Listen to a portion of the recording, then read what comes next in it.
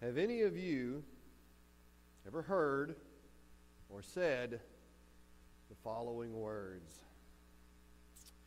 You just had kids so we could be your slaves. Heard or said it? Now, to be fair, I don't know if I ever said these words. After the service, you can verify that with my parents. I don't know. But I'm pretty sure I've heard it at least once from my own kids. Now, to be fair, I can't remember which one, since there is one in the service. Don't start eyeing her. I don't remember which one it was. It could have been the other. But the irony is I think these words came out after I asked to clean their own room. You know, clean the mess that they themselves had made. But around our house, we also have a list of chores that the kids have to do every day. Kind of that whole winning at parenting thing so that they learn responsibility, taking care of the house, that kind of stuff. So it could have been after just one of those chores as well. The bottom line is that they had to do some sort of menial task around the house, and they weren't getting paid for it. So, if you may have heard it, you may have said it, may have even thought it, even as an adult, as you're doing the dishes. I'm just a slave to this house. Now, of course, my reaction, as the great parent that I am, is to take a deep breath and calmly set the child down and rationally explain the finer details about why it is important that everyone participates in the smooth running of the household, even if you don't receive monetary compensation for your services. That I hoped by doing these mundane chores, they would learn what it means to be a productive member of the household.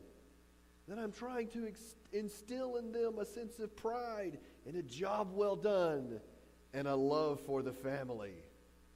Now, do you believe that about me? No. You'd be right not to. After the phrase is said, I narrow my eyes at the offending child and I say, what did you say?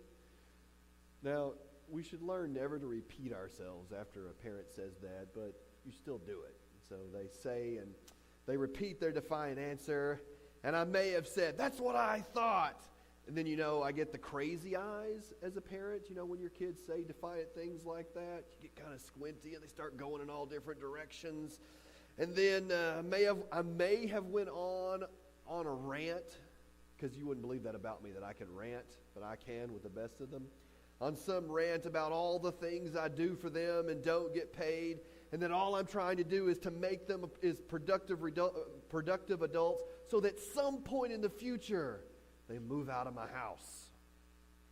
May have went something more to that effect than the previous.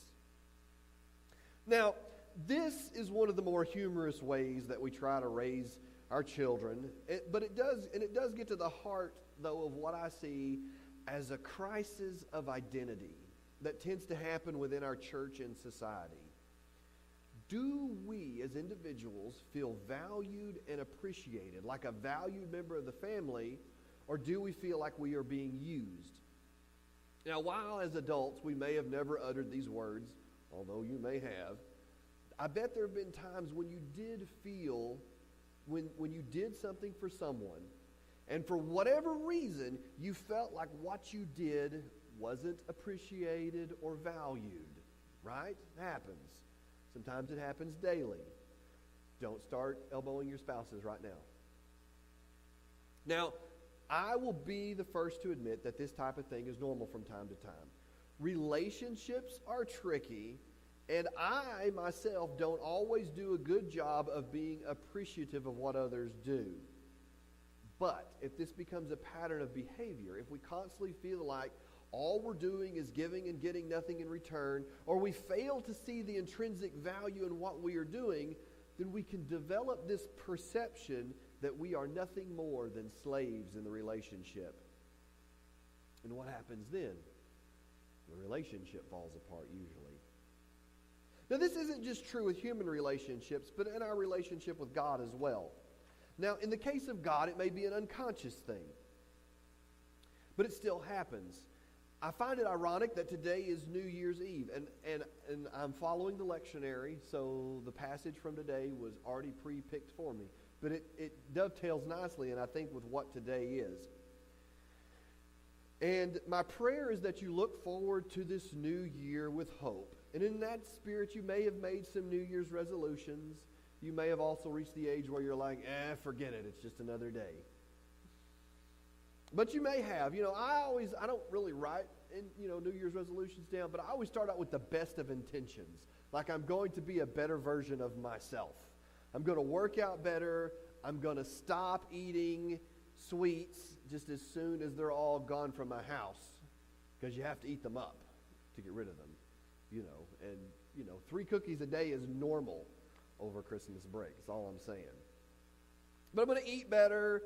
And maybe you even develop, we're all church people here, so you may have even kind of come up with some spiritual goals. You're going to read your Bible more. You're going to get to church more regularly. Be more generous with your time and treasure, which they're not bad goals, by the way. The problem with these resolutions, with any resolution most of the time, is that we last about a month, usually. January. We should start calling them January resolutions, because by February we're done. But, at least for January, we're going to be great. And we usually cast them aside, and we just go back to the way things were before. Why does this happen? Why is the follow-through so hard? I think it has everything to do with how we approach these goals. Do we see them as things that we perform that will help us build more successful and productive relationships with others and with God? Or are they merely obligations that we feel we have to perform in order to be perceived as good? And this gets to the heart of any type of change in our life. Why do we do anything? What is the heart's desire? Are we attempting to get in shape or read the Bible or eat better because we really want to, or because we feel we have to? And to be fair, this struggle between desire and obligation, it's not a new struggle. Paul encountered the same spirit in the church at Galatia. But when the set time had fully come, God sent his Son, born of a woman, born under the law, to redeem those under the law, that way we may receive adoption to sonship. Because you are his sons, God sent the Spirit of his Son into our hearts, the Spirit who calls out, Abba, Father. So you are no longer a slave, but God's child. Since you are his child, God has also made you an heir. Paul is asking a profound question of this little church in Galatia. Who are you? More specifically, how do you see yourself in relation to God? The church at Galatia was facing identity crisis. While they were Christians, many had come out of a pagan religious background. And in those traditions, the only people who were considered sons of God were emperors, the upper class, and the priests. That was it. Everyone else were just cogs in a religious wheel. They were slaves to serve the big, large religious machine of the day. And apparently what had happened is they had carried this mentality with them into their new faith.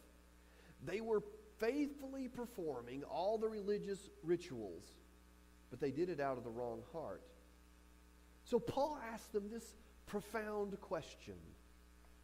Are you a slave or are you a child?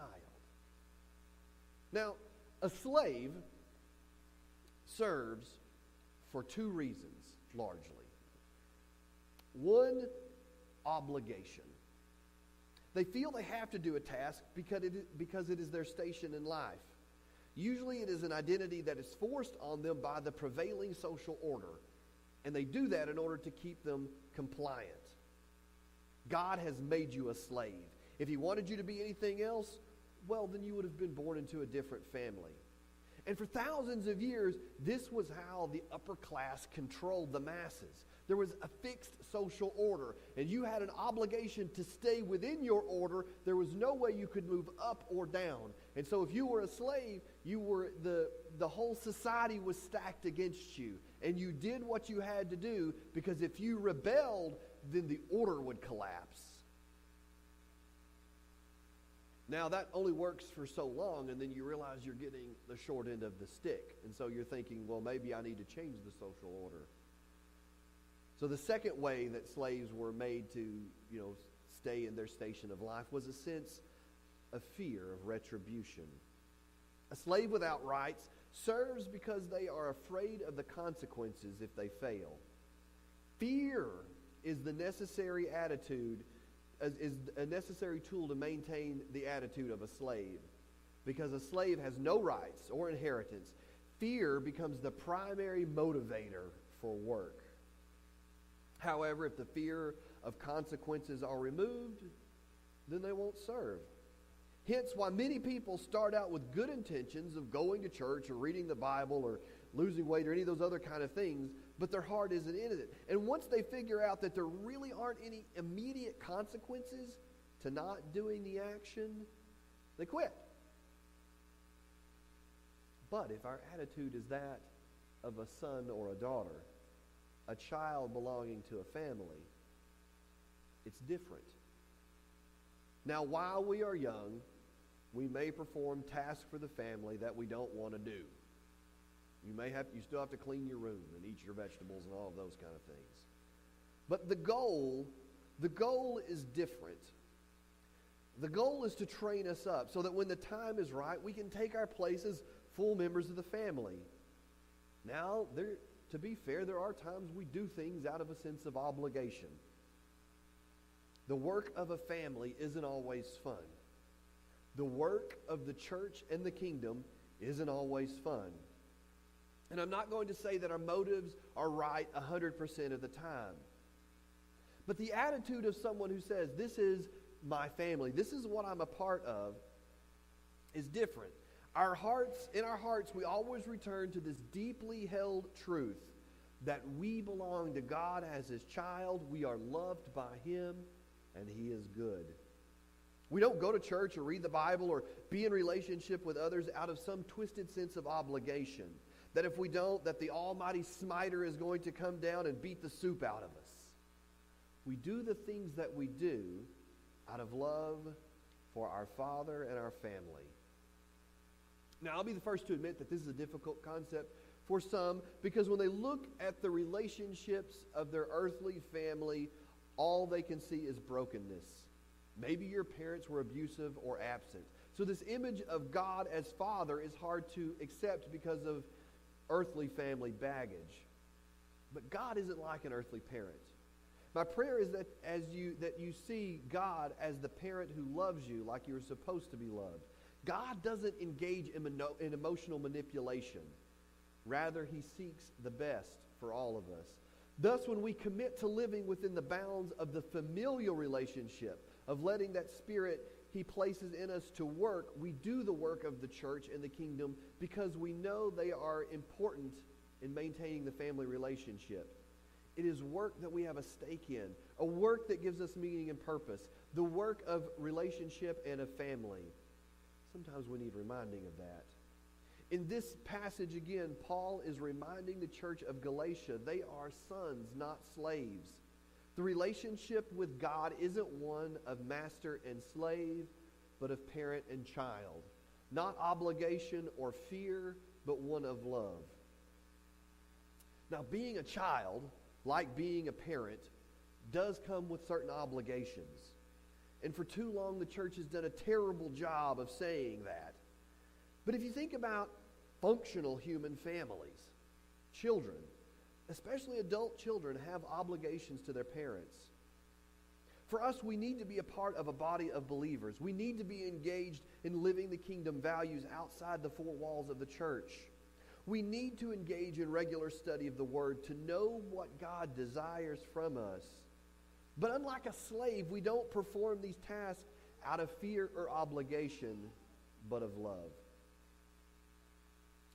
So when we're talking about looking forward to the next year, the question becomes, what do you love? Or more specifically, what do you want to love better? You see, if God has shown us his love to us by giving us this opportunity to live in relationship with him and each other, how do we reflect that love back? We can say we love all kinds of things, but the evidence is found not in our words but our actions. We can say we love God or the church or other people, but if our life lacks the evidence of it, then we really have to ask if we've loved at all. So as you look forward to the new year, my prayer for you isn't that you eat better or exercise more or even come to church more. My prayer for you is that you come to see yourself as the dearly loved child of God, and that through internalizing the fundamental truth, you be transformed. Dear Heavenly Father, I love you so much, and I thank you for this day. And I pray that you would be with us during this next year. It's always fun to stand here during this service and look forward to what you hold in store for us as a church next year. And my prayer, God, is that if we are here out of a sense of obligation or fear or any of those other kind of things, we dig a little bit deeper into our relationship, God, and we realize that we are not slaves. You didn't have us just to do work for you, but we are your children, and we live in that dynamic, loving relationship. And my prayer is that we would be a church that would model that for the people around us. Amen. If you'll stand and sing.